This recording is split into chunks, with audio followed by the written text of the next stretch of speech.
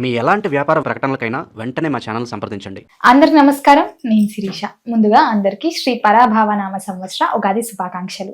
ప్రస్తుతం మనతో పాటు ఉన్నారు ప్రముఖ ఆధ్యాత్మికవేత్త, జ్యోతిష్య పండితులు, త్రిపుర సుందరి పీఠం దైవాజ్ఞ రమా శర్మ గారు. గురుగారితో మాట్లాడదాం. నమస్కారం గురుగారు. శుభం తల్లి. గురుగారు, మీకు కూడా ముందుగా శ్రీ పరాభావనామ సంవత్సర ఉగాది శుభాకాంక్షలు అండి. సంతోషం తల్లి. సార్ గురుగారు, ముందుగా ఈరోజు ఉగాది, మరి అసలు ఉగాది విశిష్టత ఏంటంటారు? అసలు ఈ సంవత్సరానికి శ్రీ పరాభావనామ సంవత్సరం అంటున్నారు, అసలు ఈ పేరుకి అర్థం ఏంటంటారు? ఈ సంవత్సరంలో ఎలాంటి మార్పులు మనం చూడొచ్చు అంటారు? శ్రీ గురుభ్యో నమః. శ్రీ మహాగణాధిపతయే నమః. అరుణాం కరుణాతరంగితాక్షిం ధృతపాశాంకుశ పుష్పవాన చాపాం అనిమాధివిరయువృతాం అయోకైః అహమిత్యేవ విభావయేద్భవానీం. ఓం శ్రీమాత్రే నమః. ఉగాది, ఉగాది కాదు, ఉగాది యుగాది పోయి యుగాది పోయి అది కాలక్రమాన ఉగాదిగా మారింది. అది అసలు పేరు నాగారం కాదు, నాగవరము. దాన్ని పిలవలేక ఒక అక్షరాన్ని కట్ చేసి నాగారం అని చేశారు. అలానే పలుకులో భేదం వచ్చి యు పోయి ఊ అయింది, ఉగాది అయింది. కానీ ఉగాది ఉగాది ఇది సంవత్సరానికి ఒకసారి ఉగాది వస్తుంది. చైత్రమాసంలో పాల్గొనమాస అమావాస్య తెల్లారి చైత్ర శుద్ధ పాడ్యమి నాడు కొత్త సంవత్సరం ప్రారంభమవుతుంది. ఇవి 60 సంవత్సరాలు మనకు ప్రభవ విభవ శుక్ల అని చెప్పి అక్షయనామ సంవత్సరం వరకు 60 సంవత్సరాలు మనకున్నాయి. ఈ 60 సంవత్సరాలు ఎలా వచ్చాయి? ఎవరు నిర్ణయించారు? ఖగోళ శాస్త్రజ్ఞులు ఉండాలి కదా. ఇప్పుడు ఆకాశంలో కొన్ని మార్పులు వస్తున్నాయంటే దానికి తెలుసుకోవడానికి ఖగోళ శాస్త్రజ్ఞులు ఉండాలి. వాళ్ళు ఆకాశంలో బైనాకులర్స్ పెట్టుకొని ఆకాశంలో ఏ నక్షత్రము ఏ గ్రహము ఎక్కడెక్కడ తిరుగుతుంది ఏమని అబ్జర్వేషన్ చేసి మనకు ఫలితాలు ఇస్తుంటారు. అలాగే మరి 60 సంవత్సరాలు 60 సంవత్సరాలకు మనకు ఎలా ఉద్భవించాయి? ప్రతిదానికి ఒక చరిత్ర ఉంటుంది. ఒకటి ఉన్నప్పుడు దానికి చరిత్ర ఉండి తీరుతుంది అనుకుంటే దీనికి ఒక చిన్న వృత్తాంతం ఉంది. నారద భక్తి సూత్రాలు అనే పుస్తకంలో ముందుగా విశేష దాంట్లో పీఠికలో రాశాడు ఒక మహానుభావుడు. నారద మహాముని విష్ణుమూర్తి దగ్గరికి వెళ్ళాడు. తాతయ్య ఏం రా నాయన, ఏం మనవడా, ఏం సంగతి అంటే, బ్రహ్మ కొడుకు కదా నారదుడు, బ్రహ్మ కొడుకు. బ్రహ్మకు తండ్రి విష్ణుమూర్తి, నారదునికి తాతయ్యతాడు. తాతయ్య అనిపోతే అంటే ఏం కావాలంటే, అందరూ విష్ణుమాయ అంటారు తాతయ్య, మరి నాకే విష్ణుమాయ నాకు ఒకసారి చూపియవా అన్నట. అంటే ఎందుకురా నాయన, నీకు ఆ విష్ణుమాయతోటి నీకెందుకు పని, నీదేందో నారాయణ అని కొనుక్కుంటావు, అదే ఉంటురా నాయన అన్నట. కాదు నాకు విష్ణుమాయ చూపియాలి, ఒకసారి చూస్తాను, నేను తెలుసుకుంటాను. సరేలే నీ కర్మ, చూపిస్తాను పదా అన్నట అని చెప్పి ముందు విష్ణుమూర్తి వెనకాల నారదుడు ఇద్దరు బయలుదేరిపోతున్నారు విష్ణుమాయ చూడడానికి. ఇలా కొండలు గుట్టలు అడవులు దాటుకుంటూ పోతూ ఉన్నారు. ముందు విష్ణుమూర్తి వెనక నారదు చాలా దూరం ప్రయాణం చేశారు. నారదుడికి అలసట చేసింది. ఓ అయ్యా, ఓ తాతయ్య, నాకు కలిసిపోతున్నానయ్యా, ఇంకా దూరం అనిపిస్తావు, ఎక్కడుంది నీ విష్ణుమాయ అని అడిగాడట. ఎక్కలేదు కరా, వచ్చేసిందా అని చెప్పి ఒక చెట్టు కింద కూర్చున్నాడు. చల్ల నీడ ఉంది, ఎదురుగుండా కొలను ఉంది. కొలను అంటే చిన్న సరోవరం ఉంది. కూర్చున్నాడు. బాగా అలసిపోయాను తాతయ్య అంటే, సరేరా నీ అలసట తీరాలి కదా. అవును తీరాలని. నువ్వు ఆ కొలంలో మునుగు, కొలంలో నువ్వు మునుగు, కానీ కుడి చేయి మాత్రం మునగనీయకు. కుడి చేయి ఇట్లా పైకి పెట్టుకొని కొలంలో మునుగు, కుడి చేయి పైకే ఉండాలి. నేను మళ్ళీ రమ్మన్నంత వరకు నువ్వు రాకూడదు, నీ అలసట తిరిగిపోతుంది అన్నమాట. నీ కోరిక నెరవేరుతుంది, నీ అలసట తిరిగిపోతుంది. కొలంలో మునుగు, నిండా మునుగు, కానీ కుడి చేయి మాత్రం మొత్తం మునగనివ్వకు, ఇలా పైకే పెట్టు, నేను పిలిచినప్పుడు పైకి రా. సరే అనుకున్నాడు. పోయిండు. నారదుడు హాయిగా కొలంలో మునిగి చేయి పైకి పెట్టి నిమ్మలంగా కూర్చున్నాడు. నీళ్ళలో మునుగున్నాడు. అంతే. విష్ణుమూర్తి చెట్టు కింద కూర్చున్నాడు. ఆయన ఏం చేసుకుంటున్నాడు ఆయనకు తెలుసు. నీళ్ళలో ఉన్న ఆయన ఏం చేసుకున్నాడు. ఈ కొలంలో మునిగి ఎప్పుడైతే చెయ్యి పైకి పెట్టి నారదుడు కొలంలో మునిగాడో, నారదుడు ఈ లోకంలో లేడు, ఒక పెద్ద రాజ్యంలో ఉన్నాడు, మహారాజ్యం. ఆ రాజ్యంలో నారదుడిని ఎదుర్కొని పోయినారు, పెళ్లి చేశారు. 16 మంది పిల్లలు నారదునికి. ఆ 16 మంది పిల్లలకు 60 మంది బిడ్డలు పుట్టారు. అంతా రాజసుఖాలు అనుభవించాడు. కొన్ని యుగాలు గడిచింది. చాలా పెద్ద కొన్ని సంవత్సరాలు గడిచిపోయింది. సముద్రంలో ఉన్నాడు. కొంతసేపు అయినాక ఇక్కడ విష్ణుమూర్తికి మాత్రం 2 నిమిషాలు. 2 క్షణాలే. నాయన నారదా ఇక పైకి రా అన్నాడు. నారదుడు పైకి వచ్చేటప్పటి వెనుక 16 మంది పెళ్ళాలు, 60 మంది 60 మంది పిల్లలు, 12 మంది పెళ్ళాలు, 60 మంది పిల్లలు. బయ్యని వచ్చింది. వీరంత ఎక్కడి వారా నాయన అంటే ముఖం చూస్తున్నాడు, విష్ణుమూర్తి ముఖం. నన్ను ఎక్కడికి పంపించావు, నేను ఎక్కడ పోయాను, ఎక్కడో నాకు పెళ్లి చేశారు, 12 మంది పెళ్ళాలు, ఆ 12 మంది పెళ్ళాలకు ఈ 60 మంది బిడ్డలు పుట్టినరు, వీళ్ళ సంగతి ఏంటిది నాకేం అర్థం కావడం లేదు అని చెప్పి ఏడుస్తూ ముఖం పెట్టాడు. విష్ణుమాయ అంటే ఇదేరా నాయన నారద, తెలిసిందా ఇప్పుడు విష్ణుమాయ అంటే ఎలా ఉంటుందో ఏముంటుందో. ఎప్పుడు ఏ క్షణంలో నువ్వు పోయి కొన్ని సంవత్సరాలు అయింది నీళ్ళలో మునిగి, నీ ఆలోచన మటుకు నేను 2 క్షణాలు మాత్రమే ఇదంతా నీకు జరిగింది. 2 క్షణాల్లో కూడా కొన్ని సంవత్సరాలు గడిచిపోయింది. నువ్వు రాజ్యాన్ని పరిపాలించడము, పెళ్లిళ్ళు చేసుకోవడము, పిల్లలు కనడము, పిల్లలు పెద్దగా కావడం, ఇదంతా కూడా జరిగిందన్నాడు. పిల్లలంతా ఉన్నారు, నేను ఏం చేయాలి అన్నాడు. ఏం చేయవలసింది ఏం లేదు, దానికి ఉపాయం ఆలోచించే. ఏదైనా లోక కళ్యాణం గురించే జరుగుతుంది. ఏ విష్ణుమాయ అయినా లోక కళ్యాణం లేకుండా విష్ణుమాయ సృష్టించమంటే సృష్టించడం జరగదు. ఈ 12 మంది 12 నెలలు నీ భార్యలు ఎవరైతే ఉన్నారో చైత్రం, వైశాఖం, జ్యేష్టం, ఆషాఢం అని వీళ్ళు 12 మంది, నీకు 12 నెలలు సంవత్సరానికి. ఈ 60 మంది బిడ్డలు ఉన్నారు కదా, ఈ 60 మంది బిడ్డలు 60 సంవత్సరాలు. ఒకరికి ప్రభవ, విభవ, శుక్ల, ప్రమోదూత, ప్రజోత్పత్తి, యాంగిర, అన్ని విష్ణుమూర్తి వీళ్ళకి పేర్లు పెట్టేశాం. పెట్టి 60 మందికి 60 పేర్లు పెట్టారు. మీరు 60 సంవత్సరాలుగా వెలగండి. ఇవే అక్షయనామ సంవత్సరం అనేది తిరిగి ప్రభవనామ సంవత్సరం వస్తుంది. ఇలా మీరే ఒక భచక్రంలో తిరుగుతూ ఉండండి. చైత్ర ద్వాదశ మాసాలు కూడా పంచక్రంలో. దక్షుని యొక్క కుమార్తెలు 27 మంది చైత్రం అశ్విని భరణి కృతిగా 27 నక్షత్రాలు భచక్రంలో తిరుగుతుంటాయి. మీరంతా కూడా ఒక తోడుగా ఉండి ఖగోళాన్ని పరిశోధన చేస్తుండండి, భచక్రంలో తిరుగుతూ ఉండండి అని చెప్తాడు. అలా మనకు 60 సంవత్సరాలు వచ్చినాయి. 60 సంవత్సరాలు వచ్చిన తర్వాత కాల నిర్ణయం చేసేటప్పుడు మొదటి 20 సంవత్సరాలు 20 సంవత్సరాలు బ్రహ్మ సంవత్సరాలని, మధ్యన 20 సంవత్సరాలు విష్ణు సంవత్సరాలని, చివరి 20 సంవత్సరాలు రుద్ర సంవత్సరాలని చెప్పి కాల నిర్ణయంలో ఏర్పాటు చేశారు. అయితే బ్రహ్మ సంవత్సరాల్లో అంకురార్పణము, విష్ణు సంవత్సరాల్లో స్థితి పొందడము, పెరగడము, రుద్ర సంవత్సరాల్లో మరణాలు ఎక్కువ కావడము, ఇలా దానికి మనకు కాలగమనంలో వ్యవహారికులు మనకు నిర్ణయించి చెప్పారు. అలాంటి యొక్క సంవత్సరాలలో మనకిప్పుడు పరాభవనామ సంవత్సరం మనకు జరుగుతూ ఉంది. అంటే మనం విష్ణు సంవత్సరాల చివరిలో ఉన్నాం. వచ్చే సంవత్సరం నుంచి రుద్ర సంవత్సరాలు మనకు స్టార్ట్ అవుతాయి. అయితే ఈ సంవత్సరాలు ఎప్పుడైతే మనకు ప్రారంభమైనాయో ఒక్కొక్క సంవత్సరానికి వాటి యొక్క గుణాలను బట్టి మనకు పేర్లు పెట్టారు. ఇది పరాభవ నామ సంవత్సరం. అయితే ఈ సంవత్సరాల్లో ఈ 9 గ్రహాలు ఉన్నాయి కదా, 9 గ్రహాలలో ఒక గ్రహం రాజు అవుతాడు, ఒక గ్రహం మంత్రి. ఎలక్షన్స్ జరుగుతాయి, గ్రహాలకు కూడా ఎలక్షన్స్ అవుతాయి. ఎలక్షన్ లో ఈ 9 మంది వీళ్ళు మారరు. వీళ్ళనే ఒకడు రాజు, ఒకడు మంత్రి, ఒకడు ధాన్యాధిపతి, ఒకడు రసాధిపతి, ఒకడు నీరసాధిపతి, ఇట్లా ఏర్పడుతుంటారు. 9 ఇంకో కొత్తోడు నామినేషన్ వేయడానికి వీల్లేదు. ఉన్న ఈ 9 మందే నామినేషన్ వేసుకుంటారు. వాళ్ళకు ఈ నక్షత్రాలు, గ్రహాలు, రాసులు వాళ్ళకు వేసేస్తారు. ఇలా వేసి సంవత్సరము ఏ రోజైతే ప్రారంభమైందో ఆ రోజు యొక్క అధిపతి ఎవరో వాడు రాజైతాడు. ఈ సంవత్సరం ఆదివారం నాడు పరాభవనామ సంవత్సరం ప్రారంభమవుతుంది కాబట్టి సూర్యుడు గురువారం ప్రారంభమవుతుంది కాబట్టి గురువు రాజైనాడు. ఆదివారం అయితే సూర్యుడు రాజైతాడు, సోమవారం అయితే చంద్రుడు రాజైతాడు. అదే ఈ సంవత్సరం గురువారం నాడు ప్రారంభమైంది పరాభవనామ సంవత్సరం కాబట్టి గురుగ్రహం రాజైనాడు. తర్వాత అశ్విని నక్షత్రం మేషరాశిలోకి ఏనాడైతే వస్తుందో ఆనాడు మంత్రి అవుతాడు, అంగారకుడు మంత్రి అయినాడు. వీళ్ళ యొక్క గ్రహాల యొక్క కూడికల వల్ల ప్రపంచం యొక్క నడవడికలు ఉంటాయి. వీళ్ళు చేసే పనిలో గురుగ్రహం చాలా మంచివాడే, అందరికీ మేలు చేసేటువంటి వాడు, దేవగురువు మంచిగా ఉన్నాడు. కానీ ఈ సంవత్సరం ఏమైంది, గురుగ్రహం మనకు ఉగాది ప్రారంభము, పంచగ్రహ కూటమి, చతుర్గ్రహ కూటమి,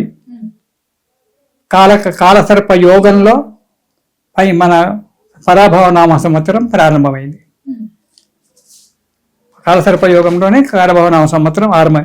ఈ పరాభవనామ సంవత్సరంలో ప్రారంభం కావడం వల్ల, కాలసర్పయోగం ఉండడం వల్ల ఈతి బాధలు ఎక్కువగా ఉంటాయి. అంటే ఆరోగ్య సమస్యలు, ఆర్థిక సమస్యలు ఇవి ఎక్కువగా ఉండడానికి జరుగుతుంది. పరాభవాబ్దే రాజానః ప్రాప్నువంతి పరాభవం భవంతి క్షుద్ర ధాన్యాన్ని ప్రభూతాన్ని త్రివృష్టయః. రాజు గురువు కావడం వల్ల, గురువు ఈ సంవత్సరంలో 3 రాసులలో ఒక దగ్గర స్థిరంగా ఉండకుండా 3 రాసులలో ప్రయాణం చేస్తూ ఉండడం వల్ల రాజులలో అశాంతి ఏర్పడుతుంది. పాలకులలో రాజులు అంటే ఇప్పుడు మనకు మంత్రులే పరిపాలిస్తున్నారు కాబట్టి రాష్ట్రాలలో కానీ దేశంలో కానీ ఇబ్బందులు ఏర్పడేటువంటి అవుతుంది. రాజులలో స్వార్థం పెరిగిపోతుంది. దాంట్లో మంత్రి అంగారకుడు చాలా భయంకరమైనటువంటి వాడు ఎక్కడ చూస్తే అక్కడ కొట్లాటలు పెడదామా అని చెప్పి చూస్తుంటాడు. కొడదామా, తందామా, చంపుదామా, కొట్లాటలు పెట్టండి వాని మనసు ఊరుకోదు. కాబట్టి ఆ అంగారకుడు మంత్రి కావడం వల్ల పరస్పర యుద్ధాలు ఏర్పడడం, రాజులలో ఐకమత్యం లేకపోవడం, శత్రు దేశాల వారు మన మీదకి, మనము శత్రు దేశాల మీదకి కాలు దువ్వడం, ఇలాంటి జరగడము. అంగారకుడే మంత్రి కావడం వల్ల అగ్ని బాధలు, అంటే ఇప్పుడు అన్ని కాలిపోతున్నాయి షార్ట్ సర్క్యూట్ తోటి, దీంతో మంచి వింటున్నాం. అలాంటి అగ్ని బాధలు కలగడము, జన నష్టం కావడము, ఒకరినొకరు చంపుకోవడము, కొట్లాట యుద్ధాలు కావడం, కావడము, ఇలాంటి అన్నీ కూడా జరగడానికి ఆసుకుంది. ప్రజలలో గురువు రాజు కావడం వల్ల ప్రజలలో భక్తి పెరిగిపోతుంది. తర్వాత మంచి వర్షాలు పడతాయి, పంటలు సానుకూలంగా ఉంటాయి. కొన్ని చోట్ల మాత్రం ఇబ్బంది కావచ్చు, కానీ చాలా మటుకు పంటలు ఈ సంవత్సరం చాలా మంచిగా పండుతాయి. 3 రాజులు తిరగడం వల్ల, ఒకే చోట స్థిరత్వం లేకపోవడం వల్ల పాలకులలో, పరిపాలించేటువంటి పాలకులలో కూడా స్థిరత్వం అనేటువంటి లేకుండా ఉంటుంది.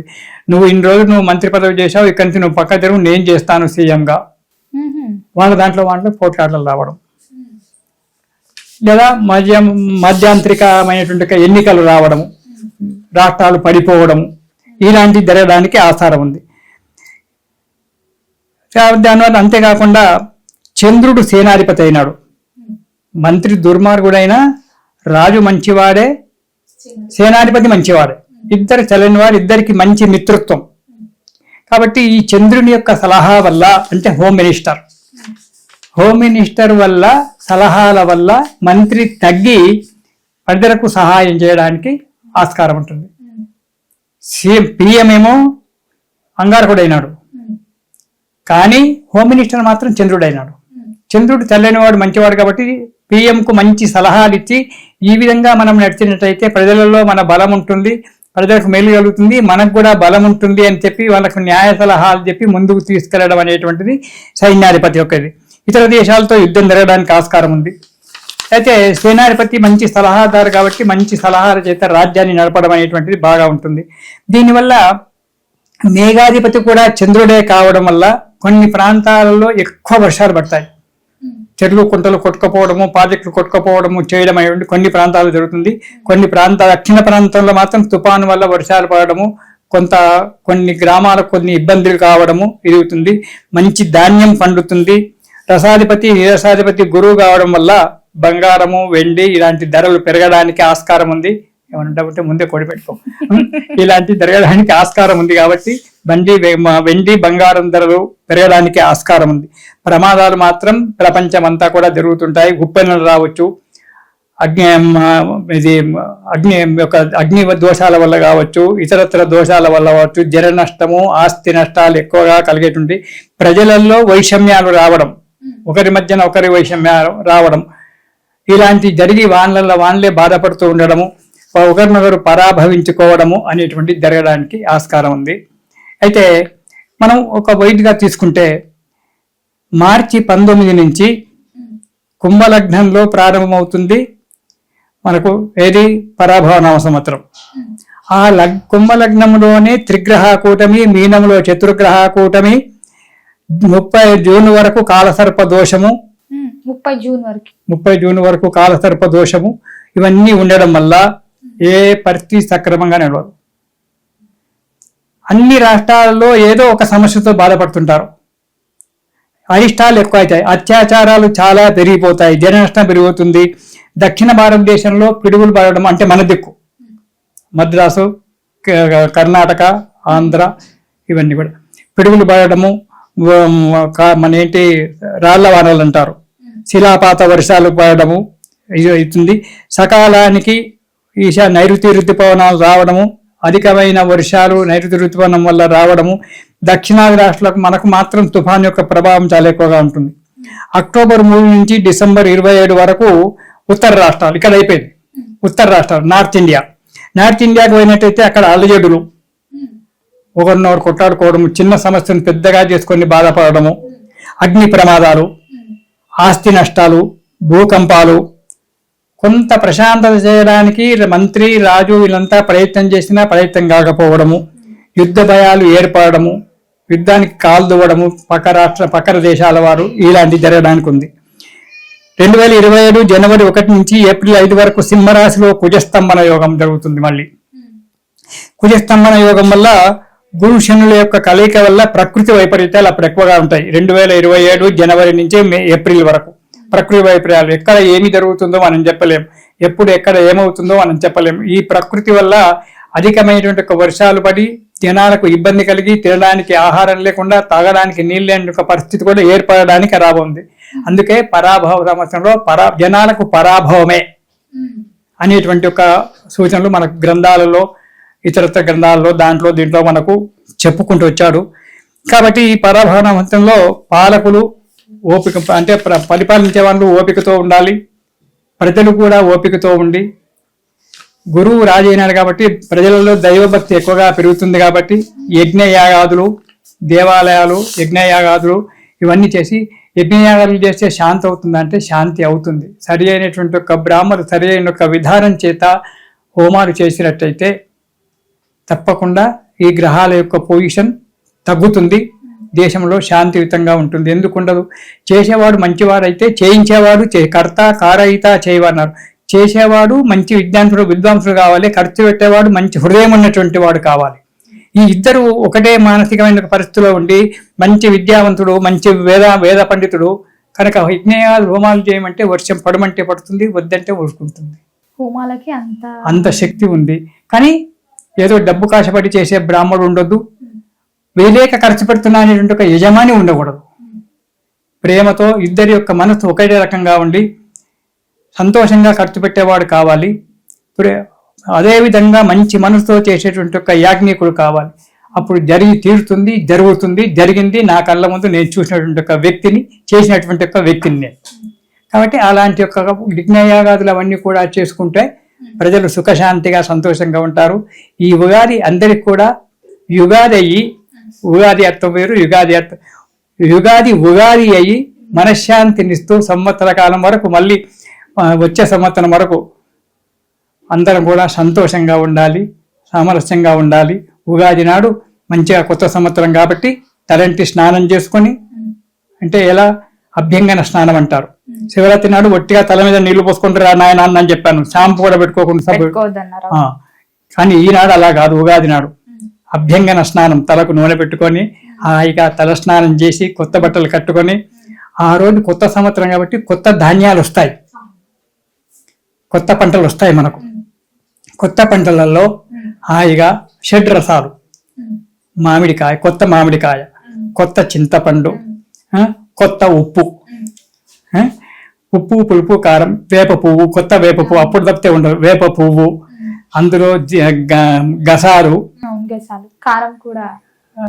కారం అవసరం, గసాలు, తర్వాత అందులో మన దీన్ని ఏమంటారు సోంపు వేసి, అది 6 రుచులు ఇవి. కొద్దిగా మామిడి ముక్కలు ఇవన్నీ వేసి కలుపుకొని దాన్ని పచ్చడి అంటారు, ఉగాది పచ్చడి అంటారు. ఆ ఉగాది పచ్చడి ఆనాడు తినాలి, 6 రుచులు ఆనాడు తీసుకోవాలి. అయితే ఈ ఉగాది పాల్గొన పున్నమ నాడే స్టార్ట్ అయింది, ఓరి నాడే స్టార్ట్ అయింది అని చెప్పి కొన్ని ప్రాంతాలలో చేసుకుంటారు. మనము చైత్ర మాసంలో మనము చేసుకుంటున్నాము. 15 రోజులు మనకు డిఫరెంట్ కాబట్టి మనము చైత్రం చేసుకున్నాం. ఉగాది నాడు ఈ విధంగా చేసుకొని ఆ సూర్య భగవానుడికి నమస్కారం చేసి, మనకు కనబడేవాడు సూర్యుడు, ప్రత్యక్ష నారాయణమూర్తి, సూర్య భగవానికి నమస్కారం చేసుకోవాలి. సాయంకాలము అక్కడ ఉండేటువంటి దేవాలయంలో బ్రాహ్మడు సంవత్సర ఫలితాలు చెప్పడము, మీ జాతకాలు చెప్పడం అనేటువంటి జరుగుతుంది. కాబట్టి సాయంకాలం అక్కడ పోయి దైవ దర్శనం చేసుకొని ఆ జాతకం చేత ఈ కాలం వర్షాలు ఎలా ఉన్నాయి, పంటలు పండుతాయి, నా గ్రహచారం ఎలా ఉంది, నా జీవితం ఎలా అవుతుందని చెప్పి తెలుసుకోవడము చెయ్యడము. ఈ కొన్ని ప్రాంతాల్లో ఎడ్ల బండ్లు ఊరేగింపు చేస్తారు. ఈరోజు మంచిగా సంతోషంగా ఉండి సంతోషంగా ఇలా చేసుకొని ఈ షడ్రుతుల యొక్క తిని హాయిగా కొత్త ధాన్యాన్ని వండుకొని తిని సంతోషంగా ఉండాలి. ఇది ఆ రోజు కొత్త పంచాంగం. బ్రాహ్మణులైతే కొత్త పంచాంగానికి వాళ్ళ జీవనాధారం బ్రాహ్మడికి పంచాంగమే కదా, ఆ పంచాంగాన్ని పూజ చేసి ముందు దేవుడికి పంచాంగం చెప్తాం. తిథి వార నక్షత్రయుక్తంగా ఈ కొన్ని ఇప్పుడు మన తిరుపతిలో అక్కడక్కడ కూడా పంచాంగ శ్రవణం ప్రతిరోజు ఆ వెంకటేశ్వర స్వామికి శుభతితో ఈనాడు ఈ తిథి ఈ నక్షత్రము ఈ సంవత్సరం అని చెప్పి ప్రతిరోజు చెప్తూ ఉంటారు. అలాగే మేము సంవత్సరం నాడు అయ్యా ఈ సంవత్సరం వాళ్ళ ప్రారంభమైంది, నీకు పూజ చేస్తున్నాము, మా సంవత్సరం మొత్తం మా జీవనాధారం పంచాంగమే కాబట్టి మమ్మల్ని హాయిగా అని పంచాంగాన్ని పూజ చేయడము, సాయంకాలం పంచాంగం చెప్పడము, 10 మందితో కలిసి ఆనందంగా ఉండడం అనేటువంటిది మనము చేస్తుంటాము. ఇది ఈ విధంగా ఉగాది చేసుకోవాలి తల్లి. సంతోషం, శుభం. గురుగారు మొత్తం మీద ఉగాది విశిష్టత తెలియజేసినందుకు ధన్యవాదాలు. సంతోషం తల్లి, శుభం.